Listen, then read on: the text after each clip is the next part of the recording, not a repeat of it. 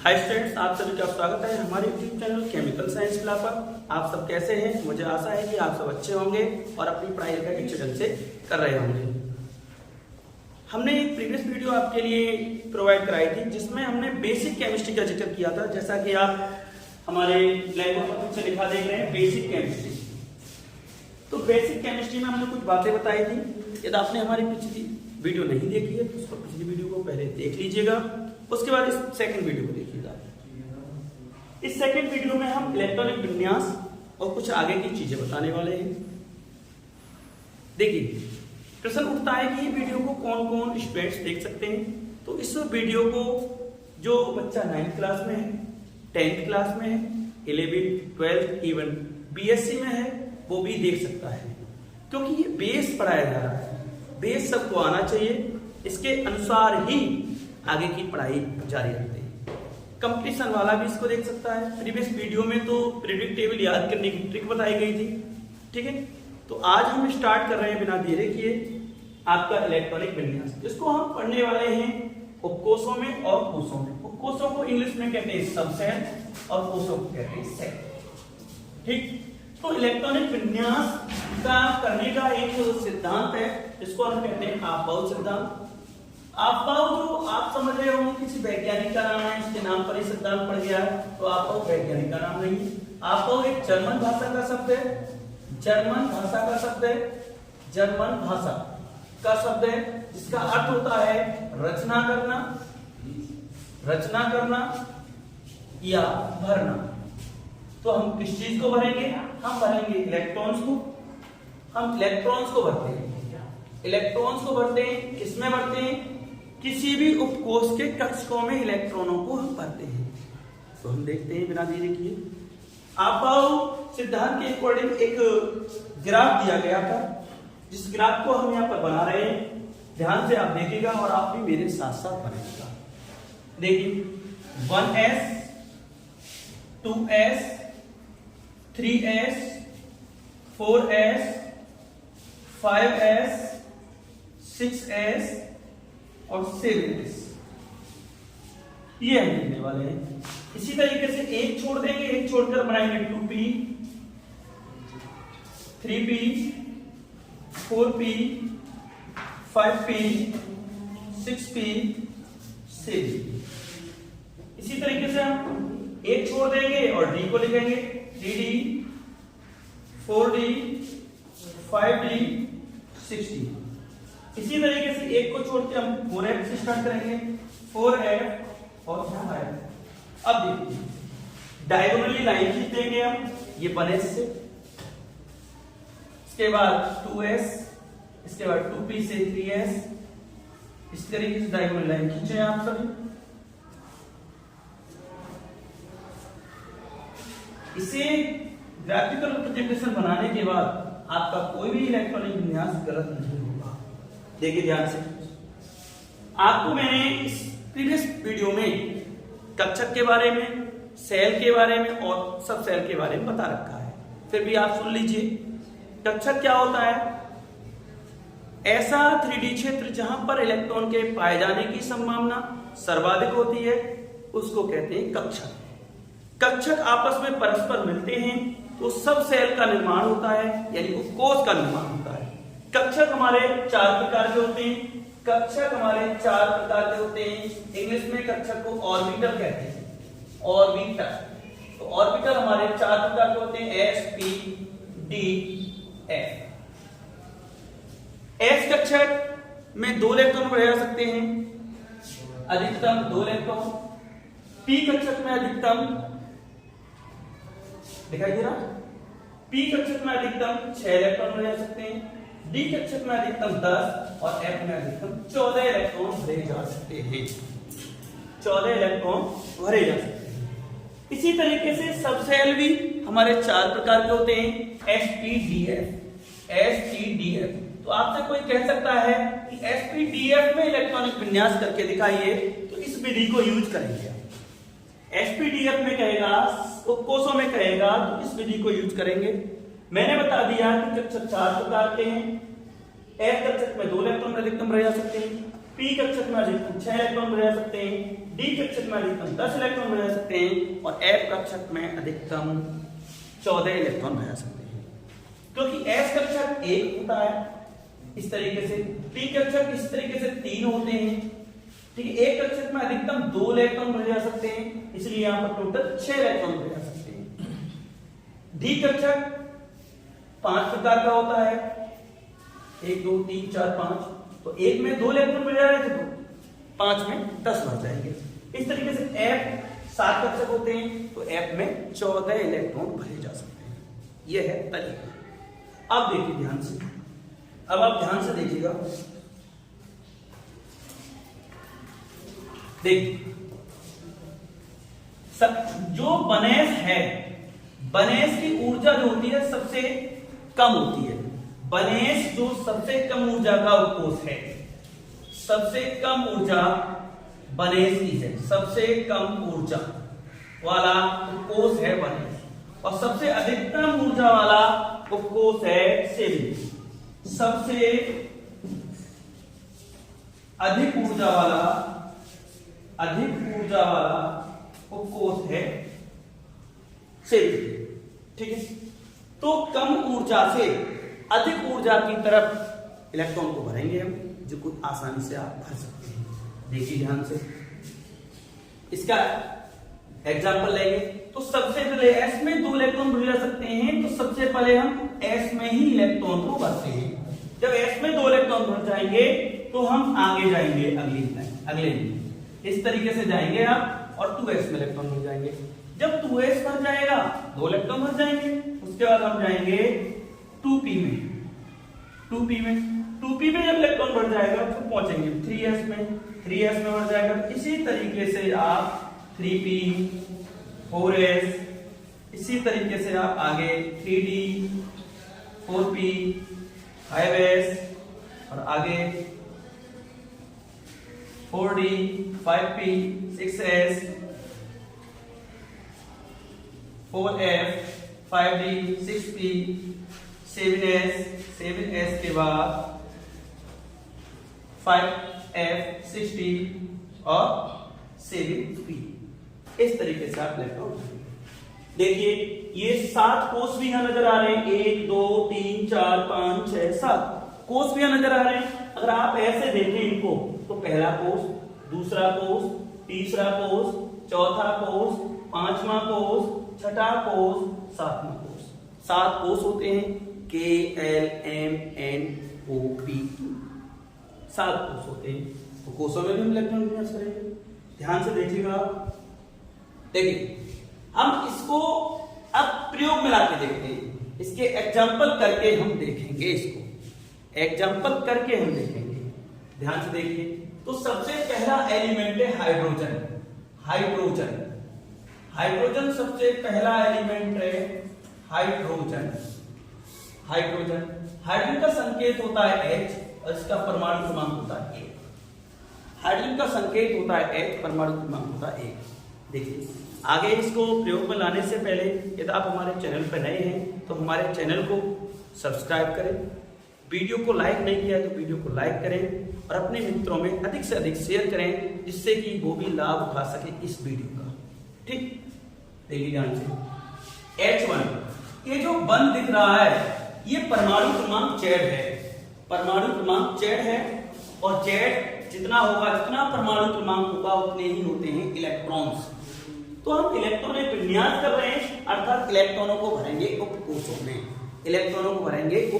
में। देखिए ध्यान से, ये 1s में सबसे पहले इलेक्ट्रॉन भरा जाएगा, तो 1s।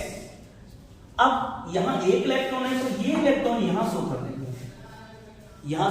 तो यहां हो जाएगा 1s1। इसका इलेक्ट्रॉनिक विन्यास हो गया हाइड्रोजन का 1s1। इसी तरीके से आगे हम पढ़ते हैं हीलियम का संकेत होता है He, परमाणु क्रमांक है 2, अर्थात यहां पर 2 इलेक्ट्रॉन है, 2 इलेक्ट्रॉन को भर सकते हैं 1s2। 2 क्यों भर दिया?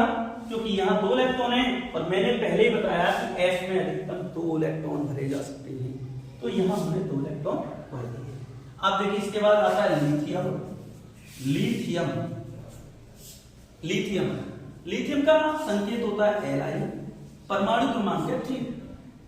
परमाणु क्रमांक 3 है, अर्थात इलेक्ट्रॉनों की संख्या भी क्या है 3 है। इलेक्ट्रॉन की संख्या क्या है 3 है। तो हम इलेक्ट्रॉन भरना स्टार्ट कर रहे हैं। पहले किसमें भरेंगे 1s में। 1s में इलेक्ट्रॉन भर रहे हैं 1s2। उसके बाद 2 इसमें भर गए तो 3 नहीं करेंगे। कुछ बच्चे गलती कर देते हैं कि यहाँ 3 कर देते हैं। तो हमने बताया जब 1s में 2 इलेक्ट्रॉन भर जाएं तो हमें आगे बढ़ना है। आगे बढ़ गए हम, तो ये आ गया 2s। अब 2s लिख लो, यहाँ पर यहाँ लिख लो 2s। अब हमें इलेक्ट्रॉन चाहिए 3, हमने भर लिए 2, एक इलेक्ट्रॉन और भर जाएंगे 1s2 2s1। इसी तरीके से हम आगे बढ़ते हैं। आगे हमारा एग्जांपल है बेरिलियम। बेरिलियम बेरिलियम संकेत होता है Be और परमाणु क्रमांक है 4। परमाणु क्रमांक है 4, अर्थात Z4 है, इलेक्ट्रॉनों की संख्या 4 है। 4 इलेक्ट्रॉनों को आसानी से आप भर सकते हैं, जैसा हमने भरा 1s2 और 2s। देखिए इसमें 2 इलेक्ट्रॉन भर सकते हैं अधिकतम, तो इसमें 2 भर देंगे 2s2 भर गया। तो 1s2 2s2 बेरिलियम का इलेक्ट्रॉन हो गया। देखिए ध्यान से, अगला हम देखते हैं बोरॉन। बोरॉन बोरॉन का संकेत होता है B, परमाणु क्रमांक होता है 5। परमाणु क्रमांक 5 का मतलब है इसमें बोरॉन में 5 इलेक्ट्रॉन प्रेजेंट हैं। आप देखिए ध्यान से, सबसे पहले इसमें भर रहे हैं 1s2, उसके बाद इसमें भर रहे हैं 2s2। यहां तक तो सीख गए हम। 2s2 यानी s में अधिकतम 2 इलेक्ट्रॉन ही भरे जा सकते हैं। इसके बाद हमें आगे ही जाना पड़ेगा, तो हम पहुंच जाएंगे 2p में। 2p में 2p। अब 2 और 2 4 इलेक्ट्रॉन भर के, अब हमें एक और भरना है, तो एक यहां भर दिया 1s2 2s2 2p1, अर्थात हमारा इलेक्ट्रॉन विन्यास हो गया। कोष की बात करें तो पहला कोष, पहली गिनती पहला कोष, पहले कोष में 2 इलेक्ट्रॉन, पहले कोष में 2 इलेक्ट्रॉन। दूसरा 2 की गिनती आ रही, दूसरा कोष, दूसरे कोष में 2 और 1 3 इलेक्ट्रॉन। यहां कॉमा लगा है 3 इलेक्ट्रॉन, 2, 3 हो गया, यानी K में 2 L में 3। कोषों में भी हम इलेक्ट्रॉन विन्यास यहां से कर सकते हैं 2, 3। आगे देखते हैं। इसी तरीके से बोरॉन के बाद हमारा आएगा कार्बन। कार्बन कार्बन का संकेत C है, परमाणु क्रमांक 6 है, यानी इलेक्ट्रॉन 6। इसके बाद हमारा आएगा नाइट्रोजन। नाइट्रोजन संकेत N है, परमाणु क्रमांक 7 है। ऑक्सीजन आएगा, ऑक्सीजन संकेत O है, परमाणु क्रमांक 8 है। इस तरीके से हम आगे करेंगे। और भी हम बता रहे हैं, फ्लोरीन आएगा, फ्लोरीन 9, परमाणु क्रमांक 9 है। इसके बाद नियोन आएगा 10, नियोन 10। सोडियम Na11, Mg12 है। इस तरीके से हम कर सकते हैं। नई बात मैं बताऊंगी, ये जो आपने बोरॉन का इलेक्ट्रॉनिक विन्यास किया, आपने ये बोरॉन का इलेक्ट्रॉनिक विन्यास किया, ये वाला, तो आप यहां देख पा रहे हैं ये पहला कोष फिर दूसरा कोष। पहला कोष तो अंदर है, दूसरा कोष बाहर है, यानी बाह्य कोष है। इसको कहते हैं बाह्य कोष। बाह्य कोष यानी बाहरी कोष, बाह्य कोष। बाह्य कोष को ही कहते हैं बैलेंस सेल, संयोजी कोष। इसी को हम कहते हैं संयोजी कोष, संयोजी कोष। और मैं आपको बता दूं, जो संयोजी कोष में जो उपस्थित इलेक्ट्रॉन हैं, इनको कहा जाता है संयोजी इलेक्ट्रॉन। संयोजी इलेक्ट्रॉन यानी बैलेंस इलेक्ट्रॉन, बैलेंस इलेक्ट्रॉन। जब हम संयोजकता किसी भी तत्व की निकालते हैं, तो इन्हीं इलेक्ट्रॉनों को देखा जाता है, इन्हीं इलेक्ट्रॉनों को देखा जाता है।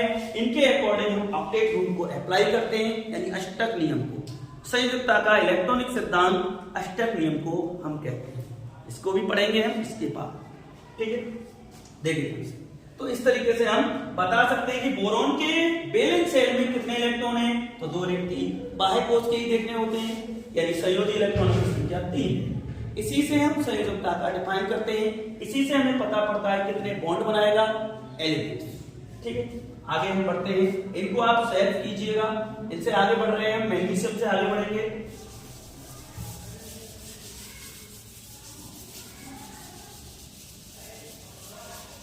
देखिए मैग्नीशियम से आगे बढ़ रहे हैं हम एल्यूमिनियम, Al13 का एक बार करते हैं।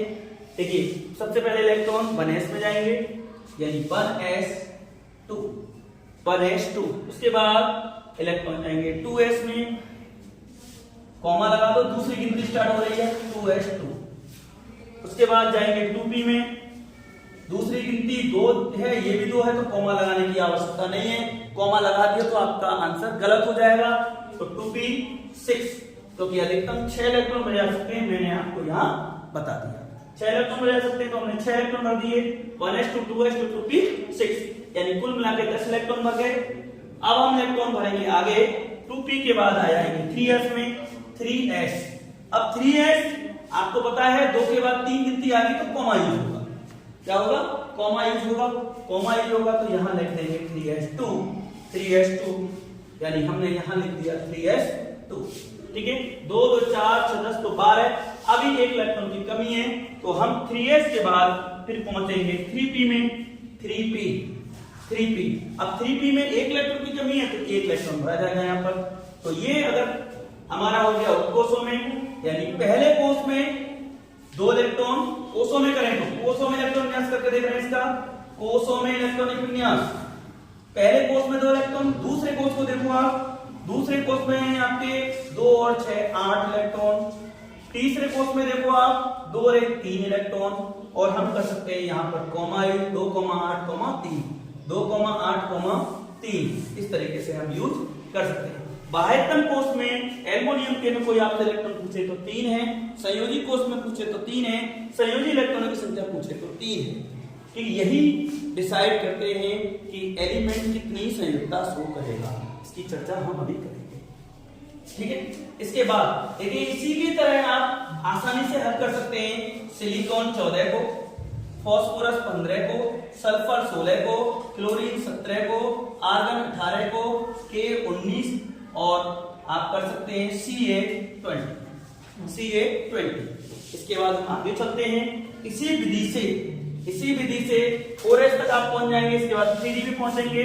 तो मैं आपको बता दूं, आप Sc स्कैंडियम 21 का भी कर सकते हैं, स्कैंडियम 21, स्कैंडियम का संकेत है Sc और परमाणु क्रमांक है 21, ठीक है। इसके बाद आप कर सकते हैं टाइटेनियम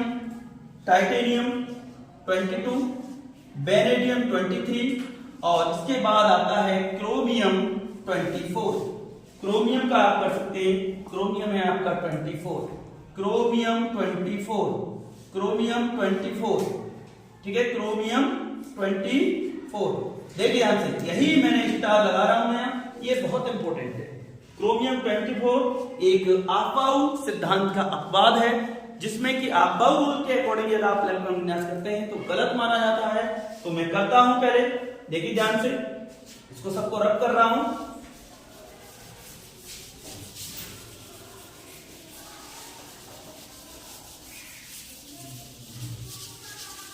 तो हम क्रोमियम का करते हैं। अगर आपसे कोई पूछता है कि आफबाऊ सिद्धांत का अपवाद बताइए, तो आप क्रोमियम का नाम ले सकते हैं, इससे आगे कॉपर का नाम ले सकते हैं, कॉपर 29। तो दोनों की हम बात यहां भी करने वाले हैं। देखिए क्रोमियम Cr24, क्रोमियम आफबाऊ सिद्धांत के अकॉर्डिंग एक बात करके देखते हैं क्या आता है। 1s में जाएंगे पहले इलेक्ट्रॉन 1s2, उसके बाद 2s में जाएंगे 2s2, उसके बाद 2p में जाएंगे, आपको पता ही है 2p में 6 इलेक्ट्रॉन जा सकते हैं, भर दिया। इसके बाद 3s में जाएंगे, भर दिया आपने 2 इलेक्ट्रॉन। उसके बाद आप 3p में जाएंगे, भर दिया आपने 3p में 6 इलेक्ट्रॉन। उसके बाद आप 4s में जाएंगे, 4s में आपने भर दिया 2 इलेक्ट्रॉन। इसके बाद आप 3d में जाएंगे, तो इलेक्ट्रॉन गिन लीजिए इससे पूर्व, 2 2 4 6 10 तो 12 6 18 तो 20, हमें 4 इलेक्ट्रॉन की आवश्यकता है, अर्थात हम 3d में जब जाएंगे 4s के बाद हम कहां जा रहे हैं 3d में, 3d में हमारे 4 इलेक्ट्रॉन भर जाएंगे, 4 इलेक्ट्रॉन भर जाएंगे। अब कॉमे की बात आए तो कॉमा कहां लगाएं, कॉमा लगाएंगे नंबर चेंज होने के बाद। ये जो नंबर दिख रही है आपको, ये वाली जब नंबर चेंज हो जाती है 1 के बाद 2 आ जाता है तो कॉमा का यूज करते हैं। तो कॉमा लगा दिया, ये कॉमा लगा दिया, यहाँ चेंज हो गई, ये कॉमा लगा दिया। अब यहाँ देखो ध्यान से, 4 तो आ गए, 4 के बाद फिर 3 आ गया, तो यहाँ कुछ गड़बड़ है। ये तो इसको ठोस का सदस्य है तो यहाँ इसको ही काउंट करते हैं, परंतु जब तक यहाँ पर इसको यहाँ पर लिखना उचित नहीं मानते जब तक यहाँ पर 10 इलेक्ट्रॉन ना हो जाए। जैसे यहाँ पर 10 इलेक्ट्रॉन हो जाते हैं तो इसको यहाँ इसमें ऐड करके हम लिख देते हैं। जब तक 10 नहीं होते तब तक इसी में इसको काउंट करते हैं, ये ध्यान रखना है। अब देखिए ये गलत है इलेक्ट्रॉनिक विन्यास। आप कहेंगे हमने तो नियम से सही किया है सर, अब तक जो हम नियम लगा रहे थे उसको लगाया है, सही होना चाहिए, तो ये गलत है। आबाऊ सिद्धांत के अकॉर्डिंग इस इलेक्ट्रॉन विन्यास को करना गलत है। गलत क्यों है? इसलिए एक नियम मैं बता रहा हूं, ये डबल स्टार मैं बता रहा हूं, इसको आपको लिखना है। क्या है डबल स्टार? देखिए डी कक्षकों के लिए है पूर्ण रूप से आधे भरे कक्षक यानी अर्धपूरित और पूर्ण पूरित डी कक्षक अधिक स्टेबल रहते हैं। स्टेबिलिटी का रूल है कि स्टेबल जब ही रहेगा एलिमेंट जब उसका डी कक्षक या तो आधा भर जाए या पूर्ण भर जाए। तो यहां पर देखिए डी कक्षक को हम देख रहे हैं, डी में 4 इलेक्ट्रॉन है, तो मैं यहां लिख रहा हूं डी कक्षकों का स्टेबिलिटी ऑफ डी ऑर्बिटल्स। तो मैं यहां बात कर रहा हूं कि अर्धपूरित या पूर्ण पूरित डी कक्षक अधिक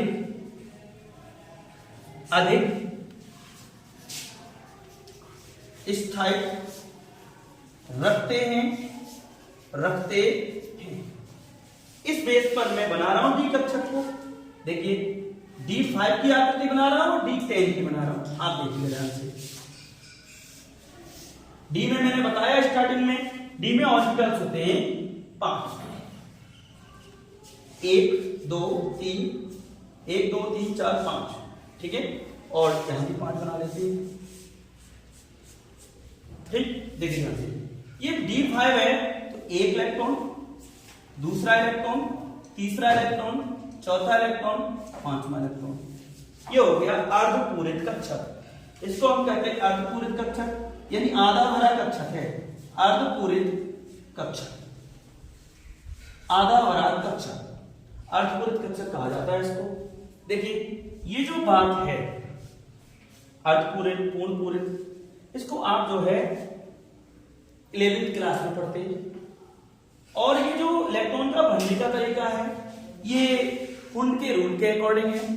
वैज्ञानिक हुंड ने नियम दिया कि किसी भी उपकोष के कक्षकों में इलेक्ट्रॉन एक एक करके प्रवेश पाते हैं। जब इलेक्ट्रॉन प्रत्येक कक्षक में भर जाए किसी भी उपकोष के में, तो ये क्रम दोबारा चलता है और दूसरी बार ये क्रम विपरीत चलता है। इस बात को हम यहां देखते हैं कैसे विपरीत चलता है। देखिए 1 इलेक्ट्रॉन, 2 3 4 5, हमारे पास 10 है, तो ये विपरीत है इलेक्ट्रॉन, यानी पहले वाला इलेक्ट्रॉन क्लॉकवाइज है, दूसरे वाला एंटी क्लॉकवाइज है। ये वैज्ञानिक हुंड ने बताया था, मल्टीप्लिसिटी रूल कहा जाता है इसको, ठीक है, हुंड के बहुलकता का नियम कहा जाता है। तो 6 हो गए, 7 8 9 10, तो ये हो गया पूर्ण पूरित डी कक्षक, पूर्ण पूरित कक्षक। अब हमें ये ध्यान देना है कि इसमें D4 है, D4 में तो यही आएगा 1 2 3 4, ये नहीं आता, यानी ये आधा भरा कक्षक नहीं है। तो आधा कैसे भरा जाए ये कक्षक? यहाँ तो 24 इलेक्ट्रॉन थे, 4 ही बच रहे थे। तो मैं आपको बता दूं, जब एलिमेंट स्टेबल नहीं होता तो वो अपने साथी कक्षक से इलेक्ट्रॉन जंपिंग करा लेता है, यानी वो है तो उसी का कक्षक, परंतु जंपिंग इसलिए कर लेता है वो स्टेबल होने के लिए। सभी तत्व ये चाहते हैं मैं स्टेबल रहूं, स्थायी रहूं, स्थायित्व पालूं, इसलिए यहां से जो इलेक्ट्रॉन से 4s से कम ऊर्जा के उपकोष से, कम ऊर्जा का उपकोष है ये वाला, और 4s से 3d उच्च ऊर्जा का है, मैंने लिखा कम ऊर्जा वाले और उच्च ऊर्जा वाले। कम ऊर्जा प्रदिक यानी आगे को बढ़ते जा रहे हैं तो अधिक ऊर्जा वाले होते जा रहे हैं।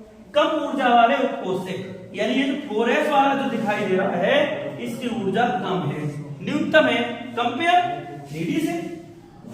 इससे एक इलेक्ट्रॉन जंप कर जाता है 3d में। यहां ये भी आधा भरा रह जाएगा, फिर एक इलेक्ट्रॉन यहां से चला जाएगा 2 में से, यहां हो जाएगा आधा भरा, तो ये स्टेबल हो जाएगा। स्टेबल होने के कारण जो सही इलेक्ट्रॉनिक विन्यास है वो मैं आपको करके दिखा रहा हूं। ये आप नोट कर लीजिएगा, देखिए ध्यान से।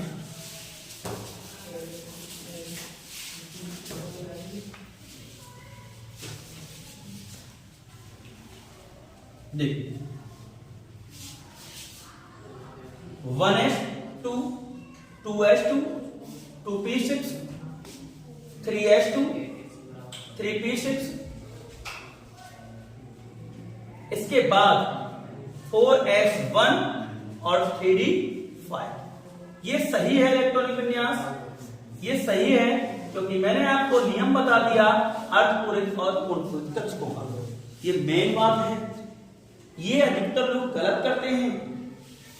नॉर्मल इलेक्ट्रॉन में कोई भी बता देगा, परंतु इसको गलत कर देते हैं। अब इसको कह दे कोषों में करिए, तो कैसे करेंगे भाई? 2 इलेक्ट्रॉन है यहाँ पर, 2 लिख दिया। यहाँ 2 6 8 है, यहाँ 8 लिख दिया। 2 6 8 है, यहाँ 8 लिख दिया। यहाँ 1 और 5 6 है, यहाँ 6 लिखा जाएगा। यह है कोषों का इलेक्ट्रॉनिक विन्यास। किसी ने गलती से 3d5 को अंदर करके लिख दिया तो यहाँ पर ये जो 6 इलेक्ट्रॉन हो रहे हैं, यहाँ पर 5 ही रह जाएंगे। आप सुनिए, ध्यान से सुनिए, जब फॉर्मूला बनाते हैं तो संयुक्ता ये 2 प्रकार की शो करता है, Cr+ और Cr+2। संयोजकता की बात चल रही है, क्यों करता है? क्योंकि इसके बाह्यतम कोष में, देखें ध्यान से, इसके बाह्यतम कोष में पहले अगर 3d को हम इस कोष में माने, तीसरे वाले में, तो इसके बाह्यतम कोष में 2 इलेक्ट्रॉन। कितने? 2 इलेक्ट्रॉन, 2 इलेक्ट्रॉन है। उसके बाद एक इसने दे दिया तो 4s में 1 इलेक्ट्रॉन। कितने? 1 इलेक्ट्रॉन, यानी 1 संयोजकता शो कर सकता है, ये 2 संयोजकता शो करता है। इसी तरीके से कॉपर भी करता है, सेम कॉपर भी करता है। इन दोनों की मैं आपको परमाणु संरचना बना के दिखाऊंगा, जिससे क्लियर हो जाए कि बाह्य कोष में कहां इलेक्ट्रॉन आएंगे, कहां से जंप कर सकते हैं। जंपिंग की तरीके से सिखाऊंगा मैं आपको, देखिए ध्यान से। इसको मैं रब कर रहा हूं, आप लिख सकते हैं।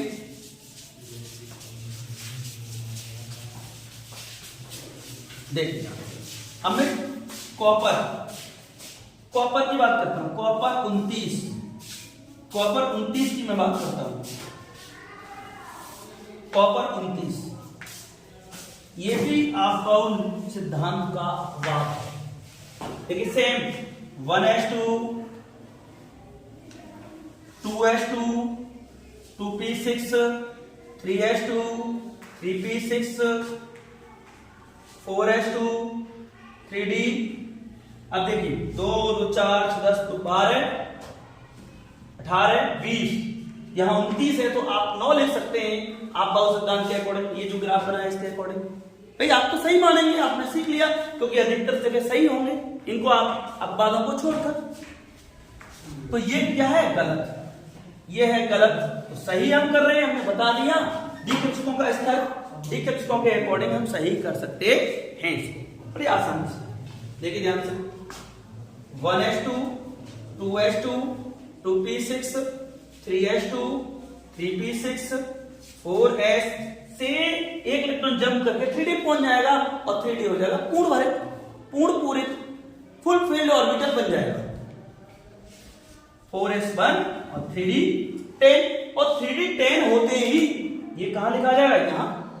मैंने कहा ये पूर्ण हो जाएगा तो अंदर लिख जाएगा, लिख देते हैं अंदर 3d 10 और यहां आ गया 4s1।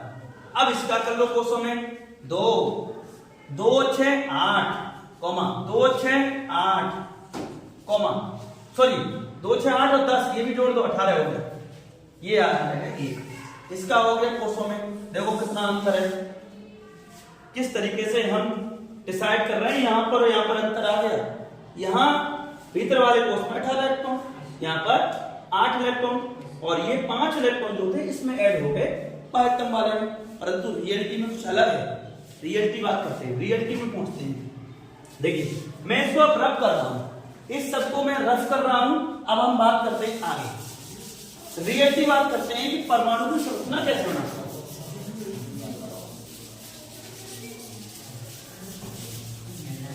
परमाणु की संरचना पर बात करते हैं। देखिए ध्यान से, देखो अब मैं क्रोमियम की संरचना बना रहा हूं। आपने सबने पढ़ा क्रोमियम की संरचना बना रहे हैं हम, क्रोमियम की संरचना। आपने सबने पढ़ा कि परमाणु संरचना 9th में 10th में पढ़ते रहते हैं। देखिए ये नाभिक होता है, नाभिक में आप जानते हैं प्रोटॉन और न्यूट्रॉन होते हैं। नाभिक में होते हैं प्रोटॉन और न्यूट्रॉन, जिनको सामूहिक रूप से न्यूक्लियॉन कहा जाता है। अब बात कॉम्पिटिटिव एग्जाम की है कि कॉम्पिटिटिव एग्जाम में आपको सरलतम, ये तो सब जान गए हैं हम कि प्रोटॉन न्यूट्रॉन। अब आपसे न्यूक्लियनों की संख्या पूछी जाती है, न्यूक्लियनों की संख्या पूछेगा तो प्रोटॉन और न्यूट्रॉन को ऐड करके बतानी है, अर्थात परमाणु का द्रव्यमान। परमाणु का द्रव्यमान होता है न्यूक्लियनों की संख्या, ये आपको बतानी है। देखिए ध्यान से, तो ये नाभिक है, नाभिक में होते हैं प्रोटॉन और न्यूट्रॉन। प्रोटॉन और न्यूट्रॉन, प्रोटॉन को P से शो करते हैं, न्यूट्रॉन को N से शो करते हैं। आपको यही मैं बता दूं, प्रोटॉन की खोज गोल्डस्टीन ने की है और न्यूट्रॉन की खोज चैडविक ने की है। अब नाभिक के चारों तरफ सेल होती है, सेल कोष होते हैं। देखिए मैं क्रोमियम का बना रहा हूं, तो क्रोमियम में आपको बता दूं कितने सेल हैं। क्रोमियम में आपके सेल हैं, देखिए K, L, M और N, 4 सेल हैं। पहला सेल मैंने बना दिया, दूसरा सेल, तीसरा सेल मैंने बना दिया, चौथा सेल मैंने बना दिया,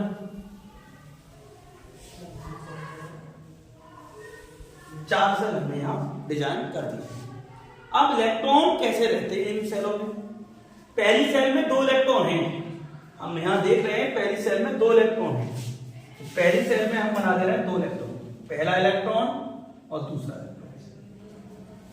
दूसरी सेल में हमने देखे कि 8 इलेक्ट्रॉन है, ये वाले 2 और 6, तो 2 इलेक्ट्रॉन ये हैं और ये 6 इलेक्ट्रॉन ये हैं, 3 ये और 3 बना। अब इसके बाद तीसरी सेल पे आते हैं, तीसरी सेल ये खाली है। तीसरी सेल में देखें आप 2 और 6 8, 2 और 6 8, 2 तो मैंने ये बना दिए और 6 मैं यहां बना रहा हूं।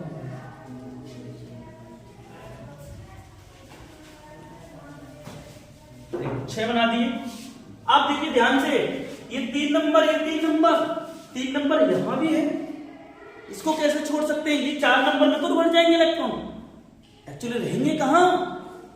3 नंबर में है। तो 3 नंबर में 5 इलेक्ट्रॉन है, तो इनको बनाना पड़ेगा।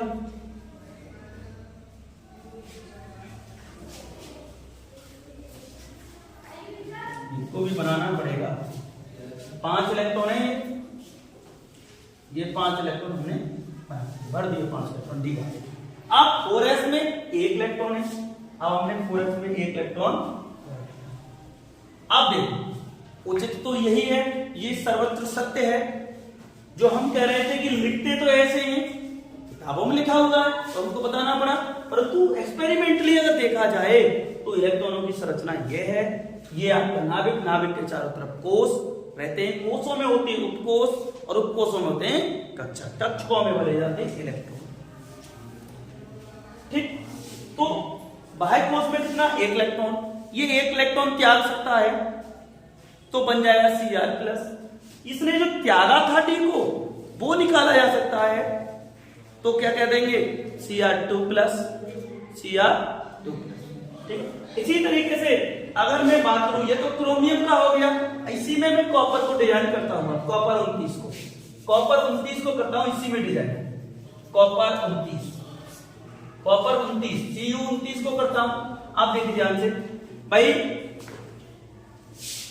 2 और 8 और 8 10 18, यानी तीसरे कोष में 18 करने हैं। हम कितने कर चुके हैं?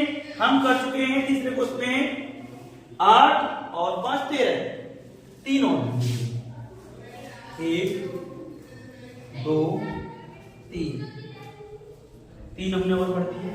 देखो गिन लेते हैं, 1 2 3 4 5 6 7 8 9 10 11 12 13 14 15 16, 2 और भर जाएंगे। अब हो गए 18। उसके बाद उसमें जा रहा है 4s में, 4s में 1 इलेक्ट्रॉन हमारा। तो सत्य है ये कि कॉपर में बाह्यतम कोष में 1 ही इलेक्ट्रॉन है, जो कि निकाल देंगे तो कॉपर प्लस बन जाएगा Cu प्लस। बहुत जरूरी चीज बता रहा हूं मैं, Cu प्लस, इसको कहते हैं Q plus ion, Q plus, इसका नाम है Q प्लस, Q प्लस। अगर 1 इलेक्ट्रॉन ये 4s वाला निकल गया, उसके बाद एनर्जी दी नाभिक को, ऊर्जा दी, ऊर्जा देने पर जो इसने जंपिंग किया था इलेक्ट्रॉन यहां से वो निकल सकता है, वो निकलेगा तो बन जाएगा Cu डबल प्लस, जिसको कहते हैं क्यूप्रिक, क्यूप्रिक, क्यूप्रिक। तो आपने सुना हो cupric oxide, cuprous oxide, cupric chloride, cuprous chloride, ये फॉर्मूले इस तरीके से। तो देखो ध्यान से, कॉपर पर 2 प्लस हैं, अर्थात इसकी कॉपर की यहां 2 संयुक्ता, कॉपर पर 1 प्लस है, अर्थात इसकी संयुक्ता 1। अब ध्यान दो, ये तो बात होगी इलेक्ट्रॉनिक। अब आगे हम बढ़ते हैं संयोजकता पर। संयोजकता को कैसे फाइंड आउट करते हैं, तो ऑक्टेट रूल पढ़ना बहुत जरूरी है। ऑक्टेट रूल, अष्टक नियम।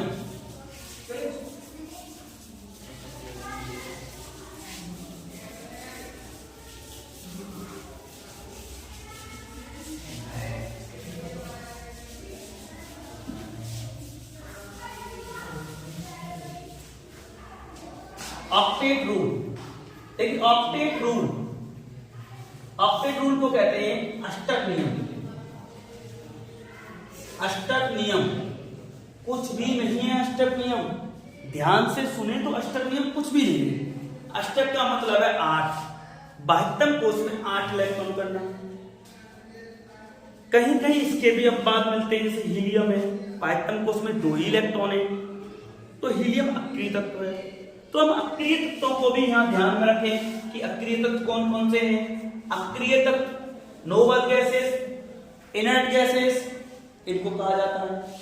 ये आवर्त सारणी में समूह 18 में रहते हैं, इनको शून्य समूह के तत्व भी कहा जाता है। अरे एग्जाम में आ सकता है कि निम्नलिखित में से कौन सा शून्य समूह का तत्व है, कौन अक्रिय तत्व है, कौन अक्रिय गैसें हैं, तो आप बता सकते हैं। देखिए ध्यान से, हीलियम परमाणु क्रमांक 2 ये अक्रिय तत्व है। नियोन परमाणु क्रमांक 10 अक्रिय तत्व है। आर्गन परमाणु क्रमांक 18 अक्रिय तत्व है। इसके बाद क्रिप्टॉन अक्रिय तत्व है 36, जीनोन 54 अक्रिय तत्व है, रेडॉन 86 अक्रिय तत्व है, ओजी 118 अक्रिय। ये हमारे अक्रिय तत्व है, इनको याद रखना जरूरी है। अब सुनो, कोई भी तत्व ये चाहता है, तत्व हो या आयन हो, ये चाहता है कि मेरा इलेक्ट्रॉनिक विन्यास अक्रिय तत्व जैसा हो जाए। नंबर 1 बात, सब जगह अप्लाई नहीं होता, ध्यान रखना है। अब हम कॉपर में अप्लाई करने लगे, नहीं होगा। कॉपर में डी इलेक्ट्रॉन का झंझट है, तो वहां उसके अकॉर्डिंग चलेंगे। दूसरी बात, कोई भी तत्व ये चाहता है कि मेरे बाह्यतम कोष में 8 इलेक्ट्रॉन हो जाए, इसलिए वो क्या करता है, इलेक्ट्रॉन या तो निकालता है अपने अंदर से या इलेक्ट्रॉनों को ग्रहण करता है। इलेक्ट्रॉन 1 इलेक्ट्रॉन को त्याग सकता है, 2 को त्याग सकता है, 3 को त्याग सकता है, इससे ज्यादा नहीं त्याग सकता। 1 इलेक्ट्रॉन को ले सकता है, 2 को ले सकता है, 3 को ले सकता है, इससे ज्यादा ग्रहण नहीं कर सकता। जब कोई भी एलिमेंट इलेक्ट्रॉन को त्यागता है तो उस एलिमेंट पर आता है प्लस चार्ज, जब कोई एलिमेंट इलेक्ट्रॉनों को ग्रहण करता है तो उस पर आता है नेगेटिव चार्ज। तो ये 2 प्रकार के आयन भी जनरेट हो जाते हैं, ऋणात्मक और धनात्मक। जैसे मैं यहां बात करूं आपके लिए Na11 की, Na11 की हमने अभी इलेक्ट्रॉनिक विन्यास देखा कि 2,8,1 था, हम कर सकते हैं।